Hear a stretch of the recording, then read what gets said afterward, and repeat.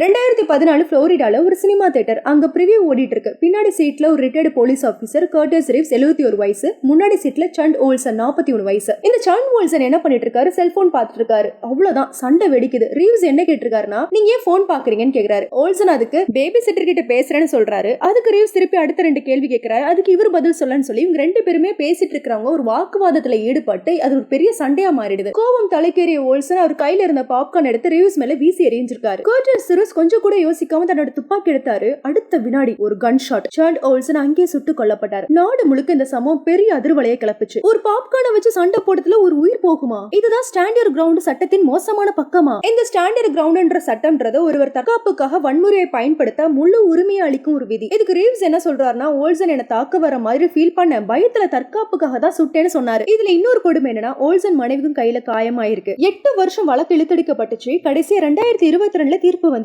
Jury என்ன முடிவு சொன்னாங்கன்னா, கர்டிஸ் ரீவ்ஸ் செஞ்சது தற்காப்புக்கு தான். 2ஆம் நிலை கொலை அப்புறம் படுகாயப்படுத்திய குற்றச்சாட்டுகள்ல இருந்து முழுசா விடுதலை ஆனாரு. சாதாரண செல்போன் சண்டை உயிருக்கு ஆபத்தான தாக்குதலா மாறி கடைசியா ஒருத்தர் சாக இன்னொருத்தர் விடுதலையாகன்னு சொல்லி ஒரு நாட்டுக்கு ஒரு பெரிய அதிர்வலையை கொடுத்த சம்பவமா மாறிடுச்சு. உண்மையிலே ஒரு பாப்கார்ன் சண்டைக்கு துப்பாக்கியால சுடுவது தற்காப்பாகுமா? உங்க கருத்து என்ன? கமெண்ட்ல சொல்லுங்க.